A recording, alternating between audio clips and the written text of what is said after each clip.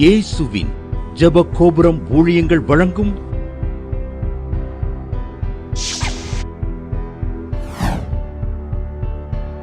நம்பிக்கையிலே சந்தோஷமாயிருங்கள். இயேசுவே அருள்நாதரே, உந்தன் நாமத்தை உயர்த்திடுவே. இயேசுவே அருள்நாதரே, உந்தன் நாமத்தை உயர்த்திடுவே. என் ஜீவிய காலமெல்லாம் உம்மை புகழ்ந்து பாடிடுவே. என் ஜீவிய காலமெல்லாம் உம்மை புகழ்ந்து பாடிடுவே.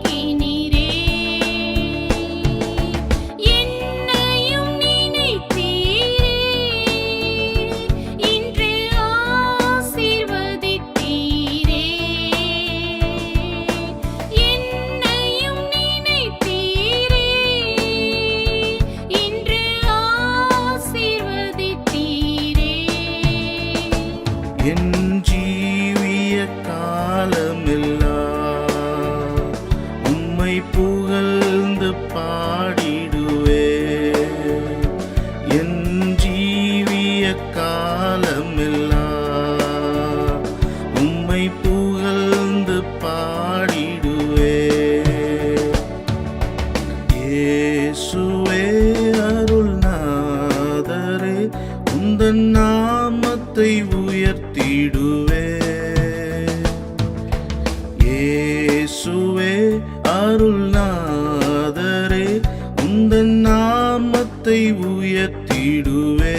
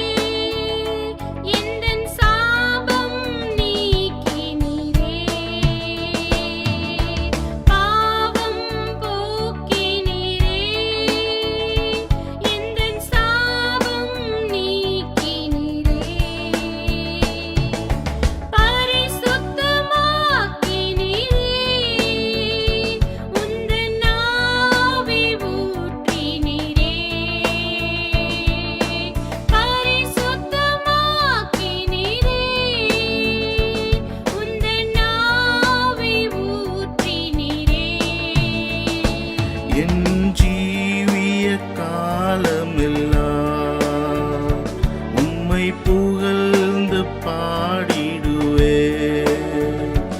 என் ஜீவிய காலமெல்லாம் உம்மை புகழ்ந்து பாடிடுவே.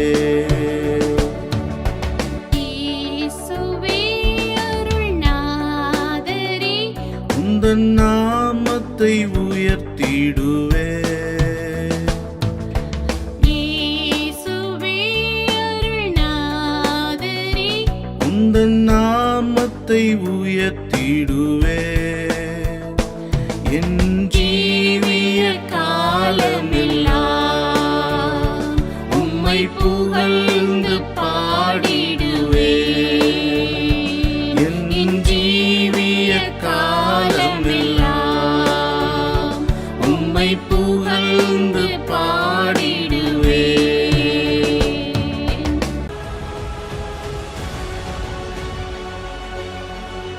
ஆசா என்கிறவங்க, இது மதுரை தான், சாட்சி எழுதியிருக்கிறாங்க. அவங்களுக்கு ஒரு சொந்த வீடு வாங்கன்னு ஆசை. மாமியார் வீடு சொந்த வீடு இருக்குது, ஆனாலும் அவங்க கவர்மெண்ட் டீச்சர் வேலை பார்க்குறாங்க. எப்படியாவது ஒரு சொந்த வீடு வாங்கிடணும், நம்ம பேருக்கு வாங்கணும் அப்படின்னு ரொம்ப நாளாக ஜெபம் பண்ணாங்களாம். ஜாய் டிவியை ஞாயிற்றுக்கிழமை அவங்க இது யூடியூப்பில் பார்த்தாங்களாம். ஜாய் டிவி ப்ரோக்ராமை யூடியூப்பில் பார்த்தாங்களாம். பார்த்துட்டு கீழே கொடுக்கப்பட்ட ஃபோனில் நான் ஜெபம் பண்ணேன், கர்த்தர் அற்புதமாக 45 லட்சத்துக்கு ஒரு நல்ல ஒரு வீடை கர்த்தர் தந்தாரு, கர்த்தருடைய நாமம் மகிமைப்படுவாது என்று எழுதியிருக்காங்க. ஆண்டவராய் இயேசு கிறிஸ்துவின் ஜீவனுள்ள நாமத்தினால வாழ்த்துக்களை தெய்வ சமூகத்திலிருந்து கூறுகிறோம். இன்றைக்கு உலகெங்கிலும் கிறிஸ்மஸ் கொண்டாடுகிற இந்த நாளில் உங்களுக்கும் தேவ சமூகத்திலேருந்து நான் கிறிஸ்மஸ் வாழ்த்துக்களை கூறுகிறேன். அல்லேலூயா. இயேசு கிறிஸ்து இந்த உலகத்துக்கு வந்து 2022 வருஷம் ஆச்சு, அப்படித்தானே? அல்லேலூயா. Thank you Jesus. கர்த்தர் தாமே உங்களை பழுகி பெருக செய்வாராக. இந்த கிறிஸ்மஸ் நன்னாளில் உங்கள் துக்கம் சந்தோஷமாய் மாறுவதாக. அநேக உள்ளங்களில் இயேசு பிறப்பாராக. அல்லேலூயா. மறுபடி பிறந்த அனுபவம் இருக்க வேண்டும். அல்லேலூயா. Thank you Jesus. நீங்களும் நானும் மறுபடி பிறந்த அனுபவம் உள்ளவர்கள். அல்லேலூயா. கிறிஸ்துக்குள்ள ஒருவன் வந்துவிட்டால் பழையன கழிந்தன, எல்லாம் புதிதாயின. இந்த நாளில் நம்ம மகிழ்ச்சியாக இருக்க வேண்டிய ஒரு நாள், கொண்டாட வேண்டிய நாள். அநேகர் கிறிஸ்மஸுக்கு கேக்கு வாங்கி எல்லாருக்கும் தெருவில் கொடுப்பாங்க, சொந்த பந்தங்களை வர வச்சு நல்ல பிரியாணி போட்டு சாப்பாடு கொடுப்பாங்க. ஆனால் இந்த கிறிஸ்மஸ் நாளில் நீங்களான்னு செய்ய வேண்டியது, நம்ம ரட்சிக்கப்பட்ட அந்த மாபெரும் நல்ல செய்தியை, நாம் மறுபடி பிறந்த அந்த அனுபவத்தை, இயேசுவை சொந்த ரட்சகராக ஏற்றுக்கொண்ட விதத்தை, அவருக்குள்ளே நாம் எந்த அளவுக்கு சந்தோஷமாக இருக்கிறோம் ரட்சிக்கப்பட்டு, அந்த ரட்சிப்பின் சந்தோஷத்தை மற்றவர்களுக்கு அறிவிப்பதான் உண்மையான கிறிஸ்மஸ். அல்லேலூயா. நிறைய பேர் வாழ்க்கையில் வெக்ஸாக இருக்காங்க. இருக்கிறது பாட்டில் சாவதே மேலுன்னு சொல்லி சொல்கிறவங்க எத்தனை பேர்? ஏண்டா இந்த பூமியில் பிறந்தோன்னு சொல்லுவாங்க. வருஷமூரம் கஷ்டப்படுறேன்னாம்பாங்க. இயேசு கிறிஸ்துவை நமக்காக பெத்லகேமில் என்ன செய்தார்? மானிடனாக பிறந்த நாள் தான் கிறிஸ்மஸ், அப்படி தானே? மனுக்குலத்தை மீட்கத்தான் மானிடனாக இறைவன் இயேசு என்ற பேரில் வந்தார். தன்னுடைய ஒரே பேரான குமாரனை அனுப்பினார் என்று பார்க்குறோம். அவருடைய நீதியை, இலவசமாய் கொடுக்குற ரட்சிப்பை, இலவசமாய் கொடுக்குற சந்தோஷத்தை, இயேசு இலவசமாய் கொடுக்குற சமாதானத்தை என்ன செய்யணும்? நாம் அநேகருக்கு இன்றைக்கு திறந்த உள்ளத்தோடு என்ன செய்யணும்? அந்த கிஃப்டோட சரி, அந்த பிரியாணியோட, அந்த கேக்கோட இயேசு கிறிஸ்துவின் நற்செய்தியை நம்ம என்ன செய்யணும்? சொல்லணும். இது நற்செய்தி அறிவிக்கக்கூடிய ஒரு காலம். இயேசு ஒரு மதத்தை ஸ்தாபிக்க வரலை, ஒரு ஜீவ மார்க்கத்தை உண்டாக்கத்தான் வந்தார். எந்த மனிதனும் கெட்டுப்போது தேவ சித்தல்ல. அல்லேலூயா. Thank you G. எல்லாரும் ரட்சிக்கப்படவும் சத்தியத்தை அறிகிற அறிவை அடையவும் அவர் சித்தமுள்ளவராக இருக்கிறார். அல்லேலூயா. கெட்டு போனதை ரட்சிக்கத்தை இயேசுவே வந்தார். அதான் உண்மையான கிறிஸ்மஸ். அல்லேலூயா. நம்ம பேர் கிறிஸ்தவங்களாக இருந்து யாருக்கும் பிரயோஜனம் இல்லை. அல்லேலூயா. மறுபடி பிறந்த ஆவியினாலும் ஜலத்தினாலும் ஒருவன் பிறவாவிட்டால் தேவனுடைய ராஜ்யத்தை சுதந்திரிக்கவே முடியாது என்பதை மறந்து போயிடக்கூடாது. அல்லேலூயா. தலையை தாழ்த்தி ஜெபம் பண்ணுவோம். மறுபடியும் இயேசு கிறிஸ்து நாமத்தினால கிறிஸ்மஸ் வாழ்த்துக்களை உங்களுக்கு மனப்பூர்வமாக கூறுகிறோம். கர்த்தர் உங்களை ஆசீர்வதிப்பாராக.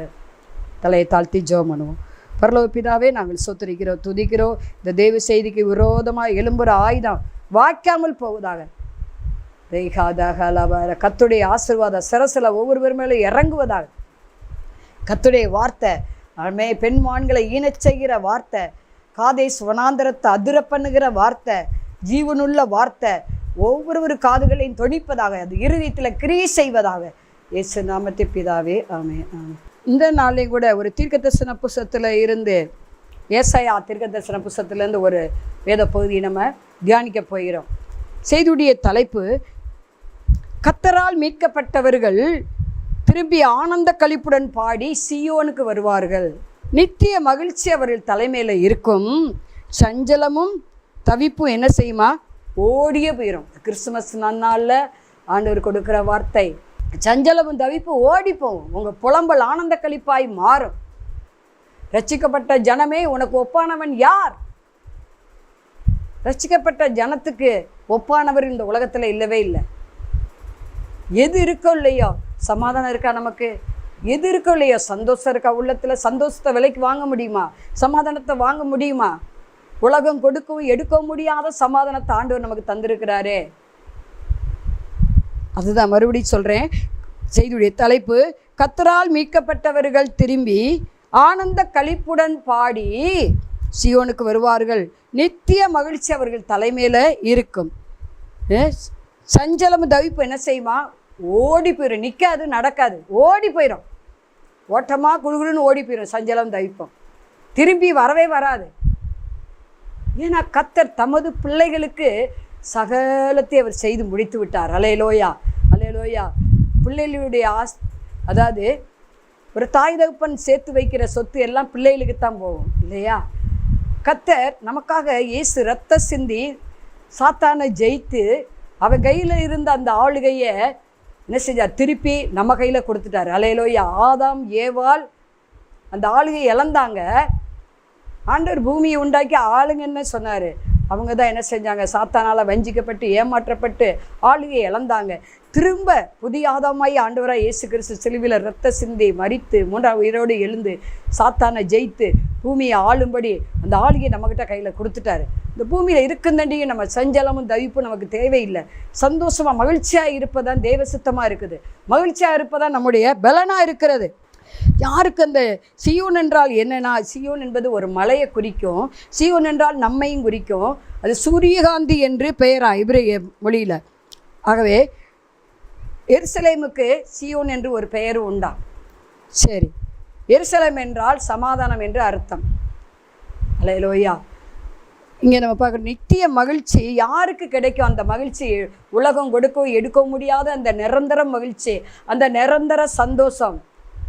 கர்த்தரால் மீட்கப்பட்டவர்கள், அதாவது ரட்சிக்கப்பட்டவர்கள், மறுபடி ஆவிக்குரிய ரீதியில் மறுபடியும் பிறந்தவர்கள், ஆவினாலும் ஜலத்தினாலும் பிறந்தவர்களுக்குத்தான் சஞ்சலம் தவிப்பு ஓடி போகின்றார் ஆண்டவர். எல்லாருக்கும் இல்லை. அவரை ஏற்றுக்கொண்டவர்கள் எத்தனை பேர்களோ அத்தனை பேர் அவருடைய பிள்ளைகளாக முடிய ஆண்டவர் அதிகாரம் கொடுத்துருக்காரு நமக்கு. யோவான் 1:14 அதை வாசிக்க முடியும். சரி, நித்திய மகிழ்ச்சி, நிரந்தர மகிழ்ச்சி, சந்தோஷம் யாருக்குன்னா நீதிமானுக்கு தான் ஆண்டவர் கொடுப்பாராம்.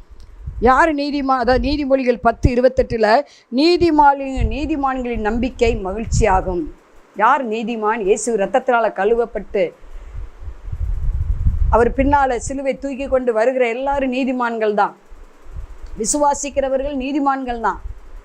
அவிசுவாசி எப்படி நீதிமான்களாக மாற முடியும்? ஆண்டவரை ஏற்றுக்கொள்ளாதவங்க எப்படி நீதிமானாய் மாற முடியும்? நீதிமான் விருப்பம் நிறைவேறும் என்று சொல்லி நீதிமொழிகள் 10:24 வாசிக்கிறோம். ஏன் நம்ம விருப்பம் நிறைவேறலை? நம்ம நீதிமானாக இல்லை. நீதிமானின் மகிழ்ச்சி, நம்பிக்கை, சந்தோஷம். அல்லேலூயா. நீங்கள் நீதிமானாக மாறுங்க. ஏன்னா நியாயாதிபதியாக இயேசு இருக்கிறார். அல்லேலூயா. இனி அவர் மனு உருவெடுத்து வரப்போகிறதில்ல, நியாயாதிபதியாய் வரப்போகிறார், நியாயம் தீர்க்கிறவராய் வரப்போகிறார். அவனவன் செய்த கிரியைகளுக்கு தகுந்த பலனை கொண்டு வரப்போகிறார். சரி, நாம் நீதிமானாக இருந்தால் எப்பொழுது நமக்கு சந்தோஷம் மகிழ்ச்சியும் உண்டாகும். சரி, ஏசாயா 12:3 ரட்சிப்பின் ஊற்றில் இருந்து நம்ம என்ன செய்ய முடியும்? அந்த ஜீவ தண்ணீரை பெற்றுக்கொள்ள முடியும். நாம் ரட்சிக்கப்பட்டு இருந்தால் நமக்கு எப்போதும் விசுவாசிக்கிற உள்ளத்திலிருந்து ஜீவ தண்ணீர் என்ன செய்யுமா? புறப்படும் என்று வாசிக்கிறோம். நம்ம ரட்சிக்கப்பட்டிருக்கோமா? அபிஷேகப்பட்டிருக்கோமா? பரிசுத்த ஆவியினால் நடத்தப்படுகிறோமா? அவருடைய உள்ளத்திலிருந்து ஜீவ தண்ணீர் புறப்படுமா? அது மாத்திரமல்ல, அங்கே நம்ம பார்க்குறோம் 2வது வசனம், இதோ தேவனே என் ரட்சிப்பு, நான் பயப்படாமல் நம்பிக்கையாக இருப்பேன். கர்த்தராகிய யெகோவா என் பலனும் என் கீதமுமானவர், அவரே எனக்கு ரட்சிப்புமானவர். நீங்கள் ரட்சிப்பின் ஊற்றுகளிலிருந்து மகிழ்ச்சியோടെ தண்ணீர் மொண்டு கொள்வீர்கள். 12:4 சொல்லப்பட்டிருக்கு. அதாவது நாம் சொல்ல வேண்டியது, கர்த்தரை துதியுங்கள், தொழுது கொள்ளுங்கள், அவர் செய்களை ஜனங்களுக்குள்ளே அறிவியுங்கள். 6வது வசனம், சீயோனில் வாசமாயிருக்கிறவளே நீ சத்தமிட்டு கெம்பீரித்து பாடு. அல்லேலூயா. கெம்பீரித்து சொல்லு. நீ நம்ம ரட்சிக்கப்பட்ட விதத்தை இந்த கிறிஸ்துமஸ் நாளில் மற்றவங்களுக்கு சொல்லணும். நாம் பரிசுத்த ஆவி பெற்றதை, அபிஷேகத்தை பெற்றுக்கொண்டதை, அந்த ஜீவ தண்ணீரை, அல்லேலூயா, நம்ம தாகத்தை தீர்க்கக்கூடிய அந்த ஜீவ நீரூற்று மற்றவருடைய தாகத்தை அது தீர்க்கும். அல்லேலூயா. நாம் பரிசுத்தாவி அபிஷேகத்தை பெற்றிருக்கிறோம். மற்றவர்களுக்கு இந்த இலவசமாய் கொடுக்குற அந்த பரிசுத்த ஆவியை பற்றி அறிமுகப்படுத்திருக்கிறோமா? நிறைய பேர் நான் ரட்சிக்கப்பட்டேன்னு சொல்லுவாங்க, ஆனால் பரிசுத்த அபிஷேகத்தை பெறலைம்பாங்க. ஒரு சௌரி சொன்னாங்க, 22 வருஷம் கழிச்சு எனக்கு இப்போ பரிசுத்தாவி கிடைச்சிருக்கு, நான் ரட்சிக்கப்பட்டு 22 வருஷம் ஆச்சுன்னு சொன்னாங்க. அல்லேலூயா. ஆனால் வேதம் என்ன சொல்லுகிறது? யோவானில் விசுவாசிக்கிற உள்ளத்திலேருந்து ஜீவ தண்ணீர் புறப்படும். இந்த யோவான் 4ஆம் அதிகாரத்தில் ஆண்டவர் சமாரியா ஸ்திரியை பார்த்து சொல்லுகிற காரியத்தை பார்க்குறோம். இதை பார்த்து கொண்டு இருக்கிற அருமையான சகோதரி சகோதரியே, நீங்கள் உங்களுக்கு நித்திய மகிழ்ச்சி நித்திய சந்தோஷம் வேண்டுமென்றால் முதலாவதாக நம்ம எப்படி இருக்க வேண்டும்? நீதிமான்களாக இருக்க வேண்டும். ரெண்டாவதாக நம்ம எப்படி இருக்க வேண்டும் அப்படின்னா பரிசுத்தாவி பெற்றவர்களாக இருக்க வேண்டும். அல்லேலூயா. பரிசுத்தாவினாலே நடத்தப்படுகிறவர்களாக இருக்க வேண்டும். பரிசுத்தாவியானவர் கொடுக்கிற அந்த சந்தோஷம் சமாதானம் நம்ம உள்ளத்தில் எப்போது இருக்க வேணும்? திருத்துவத்தில் பிதா குமாரன் பரிசுத்தாவிய 3 ஒன்றாக இருக்கிறாங்க. ஆண்டவர் சொன்னார், நான் போனாத்தேன் பரலோகத்துக்கு போனாத்தேன் என்ன செய்வேன்? பரிசுத்தாவிய என்று அனுப்புவேன்னு சொன்னார். எருசலேமில் காத்திருங்க, பெந்தேகோஸ்தே நாள் வர 50 நாள் காத்திருந்தாங்க, அந்த பரிசுத்தாவியன் ஊற்றப்பட்டார் என்று சொல்லி நம்ம வாசிக்கிறோம். அப்போஸ்தலர் 2ஆம் அதிகாரத்தில் இறுதி நாள் எல்லோர் மேல் ஆவியை ஊற்றுவேன், எல்லாரும் அதாவது வாலிபர் சொப்பனங்களை பார்ப்பாங்க, மூப்பர்கள் தீர்க்கதரிசனம் உரைப்பாங்க, இதெல்லாம் நம்ம வாசிக்கிறோம். ஊழியக்காரர் மேலே என்ன செய்வேன்? ஆவியை ஊற்றுவேன். ஊழியக்காரி மேலே ஆவியை ஊற்றுவேன். அல்லேலூயா. பரிசுத்தாவி பெற்றுக்கமா? நம்ம பரிசுத்தாவி நமக்குள்ளே இருந்தால் நம்மளால் பிறருக்கு இயேசு பற்றி சொல்லாமல் இருக்க முடியாது. நாம் அந்த நித்திய மகிழ்ச்சியை பெற்றுக்கிறோம். அவங்களுக்கு அந்த நித்திய மகிழ்ச்சியை கொடுப்பது இயேசு ஒருவர் தான். சஞ்சலத்தை தவிப்பி நிரந்தரமாக ஓடி போக பண்ணுகிறவர் அவர் தான் உண்மை. மரணத்தை பார்த்து ஒரு விசுவாசி பயப்பட மாட்டாங்க, ஒரு ஊழியக்காரர் பயப்பட மாட்டாங்க. அல்லேலூயா. மரணமே உன் ஊர் எங்கே, பாதாளமே உன் ஜெயம் எங்கே? அல்லேலூயா என்று சொல்லி மரணத்தை ஜெயித்தவர் நம்மோடு இருக்கிறார் என்ற ரட்சிக்கப்பட்டவங்களுக்கு தான் அந்த நம்பிக்கை வரும். பரிசுத்தாவி பெற்றவங்களுக்கு தான் அந்த நம்பிக்கை வரும். அந்த நம்பிக்கை வீண் போகாது. ரெண்டாவதாக என்ன செய்ய வேண்டும்? பரிசுத்த ஆவியை நம்ம பெற்றிருக்க வேண்டும். அதே போல் மனம் திரும்புகிற ஒரு பாவி நிமித்தம் பரலோகமே சந்தோஷப்படுமா? லூக்கா 15ஆம் அதிகாரம் 32 நம்ம வாசிக்க முடியும். பாருங்க, ஒரு அந்த சகோதரன், அதாவது கெட்ட குமாரன் பின்மாற்றம் அடைந்து திருப்பி தகப்பனை தேடி வருகிறான் இல்லையா? அது நிமித்தம் பெரிய சந்தோஷ விருந்து தகப்பன் கொடுக்கறத வாசிக்கிறோம். அப்போ நம்ம இந்த கிறிஸ்துமஸ் நாளில் அநேகர் இயேசு அறியாமல் இருக்காங்க. அவங்களுக்கு இயேசுவின் அன்பை குறித்து, இலவச ரட்சிப்பை குறித்து, இலவசமாய் கொடுக்குற பரிசுத்த ஆவியை குறித்து என்ன செய்யணும்? நம்ம சொல்லணும். அப்போ பரலோகத்து அவங்க மனம் திரும்பும்போது என்ன நடக்கும்? பரலோகமே மிகுந்த சந்தோஷப்படும். ஆண்டவர் நம்ம பேரில் அந்த ஆத்மாவை எழுதி வைப்பார். அல்லேலூயா. ஆண்டவர் நம்ம போகும்போது எதுவும் கேட்க மாட்டார். எவ்வளவு சொத்து வச்சுருக்க, எத்தனை காரு வச்சுருக்க, எத்தனை வீடு வச்சுருக்க, என்ன போஸ்ட்டில் நீ இருந்த, எத்தனை பேரை நீ ஆளுகை செஞ்ச, அப்படிலாம் கேட்க மாட்டார்.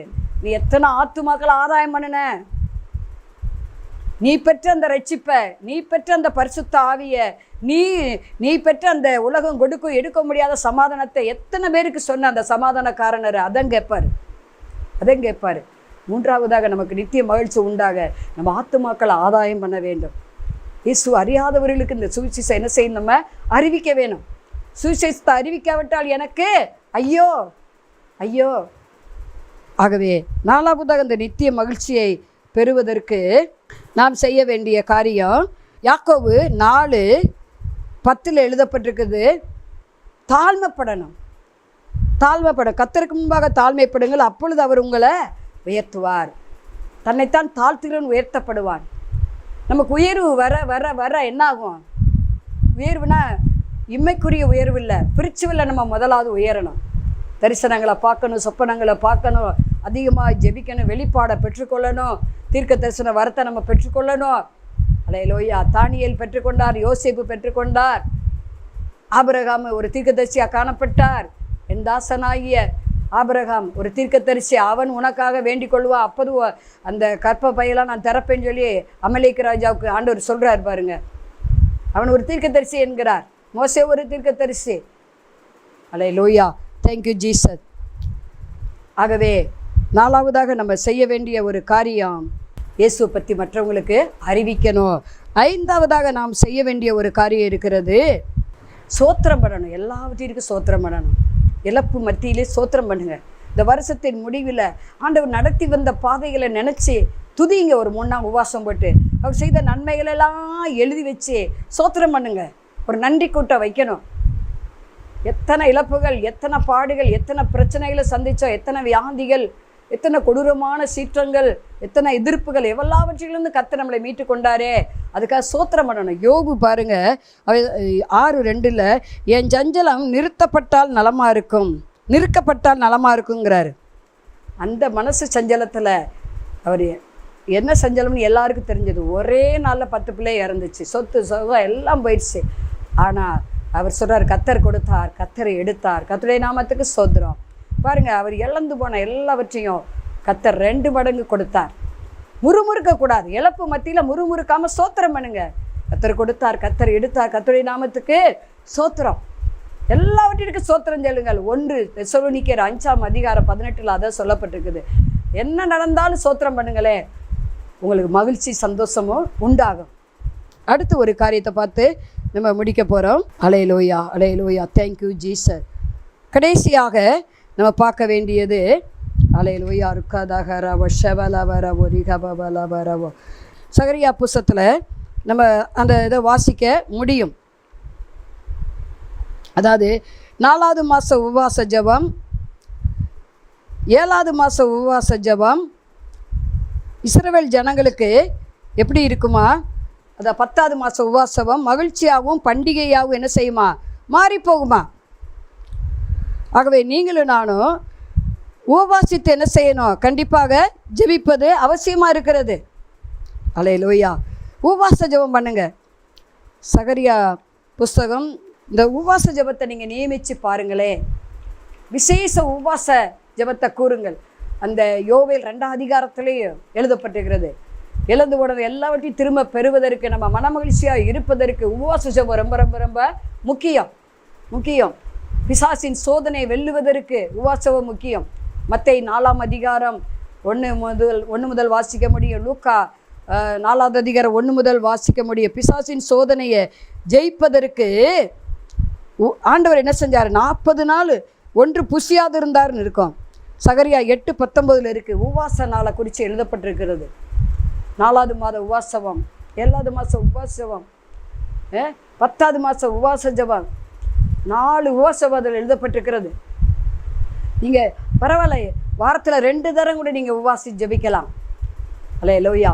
உபவாசி ஜெபம் பண்ணும்போது எதுக்காக நீங்கள் உபவாசம் பண்ணி ஜெபிக்கிறீங்களோ அது உங்களுக்கு சந்தோஷத்தை, மகிழ்ச்சி என்ன செய்யும்? கண்டிப்பாக கொண்டு வரும். ஆகவே நான் சொன்னதுபடி, அதாவது சங்கீதம் 38:9 என் தவிப்பு உமக்கு முன்பாக இருக்கிறது. ஏன்னா சஞ்சலமும் தவிப்பு ஓடிப்போன்னு சொல்லியிருக்கிறாரு. எதுக்காக ஏங்கி கொண்டு இருக்கிறீங்க? எதை நினச்சி கலங்கி கொண்டு இருக்கிறீங்க?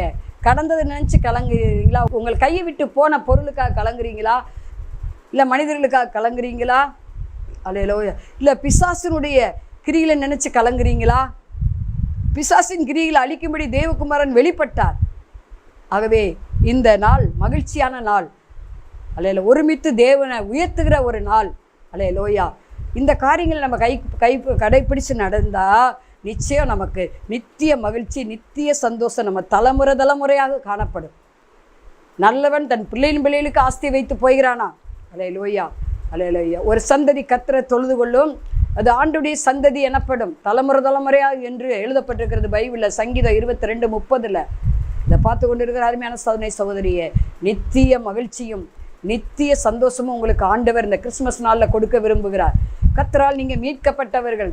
களிப்புடன் பாடிக்கொண்டே இருங்க. நீதிமானோ பாடி மகிழ்கிறான். பாட பாட எரிக கோட்டை விழுகும் உங்கள் வாழ்க்கையில். அல்லேலூயா. கர்த்தர் பெரிய காரியங்களை செய்வார்.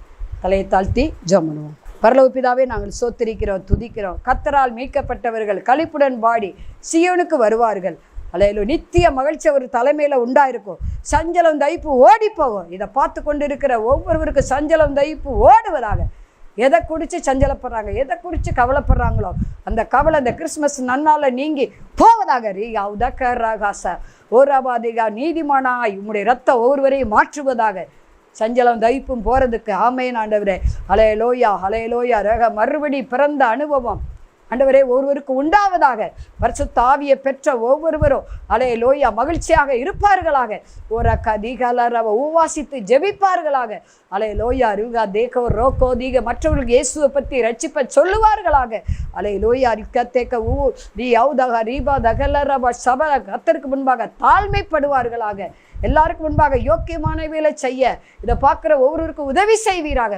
யௌதே ஔதகரி கஷே ஒரு அபோதி கண் பார்வை சரியாக தெரியல, கண்ணுக்கு ஆப்ரேஷன்லாம் பண்ணிட்டீங்க, ஆனாலும் முந்தின பார்வை வரலை, பார்த்துக்கிட்டு இருக்கீங்க. ஹல்லேலூயா. காண்கிற கண்களையும் கேட்கிற காதுகளையும் கர்த்தர் உண்டாக்கினார். இப்போது கண்கள் தெளிவாய் தெரிவதாக இயேசு நாமத்தில். கண்ணில் உள்ள பொறை நீங்கி போவதாக இயேசு நாமத்தினால. ஹல்லேலூயா ஹல்லேலூயா. அருகாதாக அரிகா. ஒரு என் பையன் என் பொம்பளை பிள்ளை லவ் மேரேஜ் பண்ணிட்டு போயிடுச்சே அப்படின்னு வருத்தப்படுகிற மகளே, அவங்கள திரும்ப நான் கொண்டு வருவேன். ரட்சிக்கப்பட்டு சபைக்கு வந்த பொண்ணு ஒரு அவிசுவாசியை கல்யாணம் பண்ணிருச்சேன்னு ஏன் கலங்கி கொண்டு இருக்கிற? ஹல்லேலூயா. அரிகாத கரவா ஓ ரபாதிக ஓ ரபாதிகபலவரவா. அவர்களை திரும்ப என் மந்தைக்குள்ளே கொண்டு வருவேன், என் ஜெப வீட்டில் கொண்டு வந்து அவர்களை மகிழ பண்ணுவேன் என்று கர்த்தர் சொல்வதற்கா நன்றி. ஒரு கதி ஓ ரக்கா ஓ ரபோதி கபலவரவசே. போர் வீலரை வித்துட்டீங்க கஷ்டத்தினால, திரும்ப கர்த்தர் புது வருஷத்தில் உங்களுக்கு போர் வீலரை தருவேன்னு சொல்லுகிறார். ஹல்லேலூயா. அரியாவுதகரி ஒரு கதி ஹலரவா லீபாதாரவா சபலபரவரி கவியா. ஒரு அபோதிக பிள்ளைகள் கீழ்ப்படியிலேன்னு பார்த்துக்கிட்டு இருக்கீங்க. ஹல்லேலூயா ஹல்லேலூயா. பெற்றோருக்கு பிள்ளைகள் கீழ்ப்படிவது தேவ சுத்தமாக இருக்கிறது. ஹல்லேலூயா. நன்றி. பிள்ளைகள் கீழ்ப்படியும்படி செய்வேன். வீட்டில் குடும்ப ஜெபம் இல்லைன்னு பார்த்துக்கிட்டு இருக்கீங்க. கர்த்தர் இந்த நாள் முதற்கொண்டு குடும்ப ஜெபம் பண்ண கர்த்தருடைய ஆவியானவர் குடும்பத்தில் உள்ள ஒவ்வொருவரையும் நிரப்புவாராக. இயேசு நாமத்தில் பிதாவே ஆமென். அன்பானவர்களே, அதிசய கல்வாரி ஊழியங்கள் மூலம் ஒவ்வொரு மாதமும் தேவனால் எல்லாம் கூடும் பத்திரிகையை நாங்கள் வெளியிடுகிறோம். தேவ சமூக பாடல்கள் டிவிடி ஏசிடி இந்த பாடல்களை நாங்கள் வெளியிடுகிறோம். அதிசய கல்வாரி ஊழியம் இது தீர்க்க தரிசன ஜெப ஊழியமாக நடைபெறுகிறது. இந்த ஊழியங்களுக்காக ஜெபிக்க காணிக்கையை அனுப்ப தாங்க மறவாதிருங்கள். ஜெபிக்கிற, கொடுக்கிற, உழைக்கிற உங்கள் ஒவ்வொருவரையும் ஆண்டவர் தாமே ஆபிரகாமை ஆசீர்வதித்தது போல சகல விதத்திலும் உங்களை ஆசீர்வதிப்பாராக. ஆமென். அன்பிற்குரியவர்களே, இந்த ஊழியத்தை உங்கள் காணிக்கைகளால் தாங்குபவர்களின் கவனத்திற்கு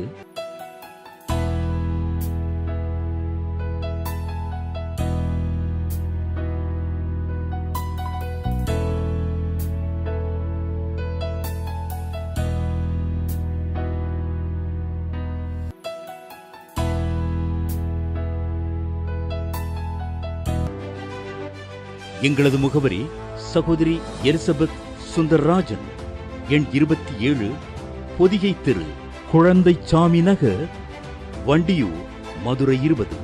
செல்போன் எண்கள் 9487177765 9095328172 மற்றும் 94330850.